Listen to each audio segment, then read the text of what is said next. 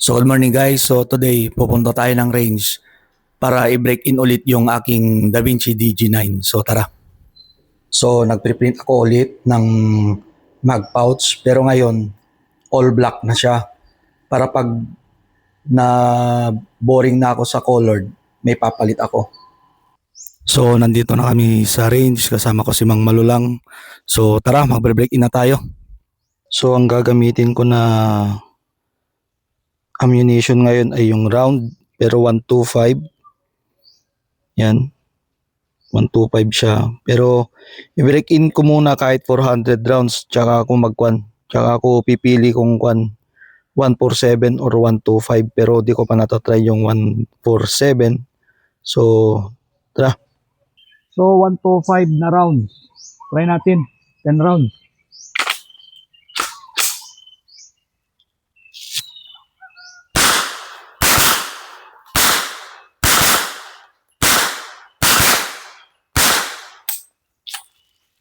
Yun. Good.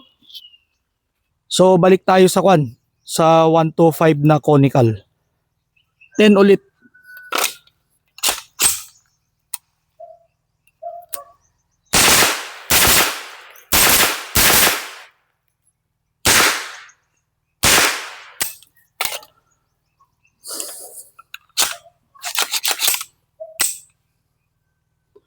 So, nagpupulot si Auntie Malu ng mga shells.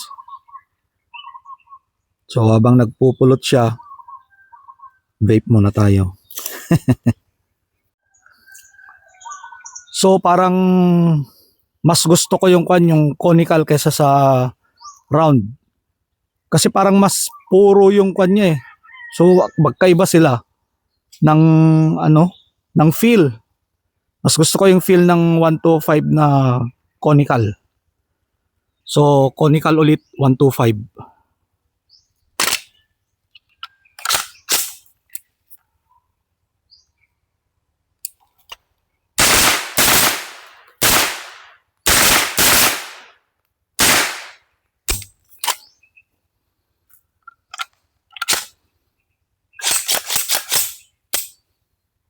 So, ito yung target natin. Ayan.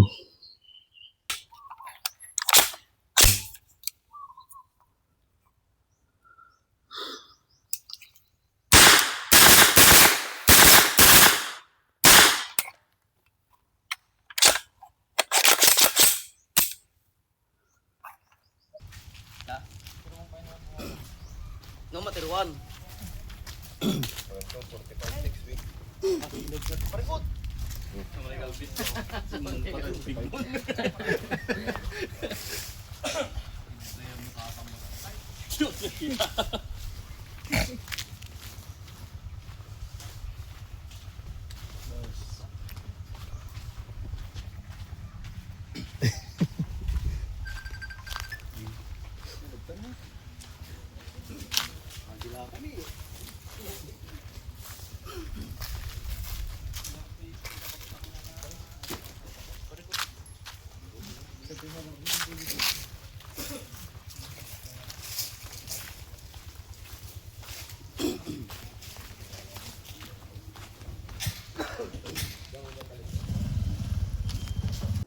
So yan guys, na-try ko na yung conical at saka round heads.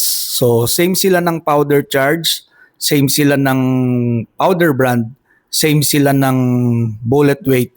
Pero yung shape lang pinagkaiba. So mas feel ko yung conical kesa sa round.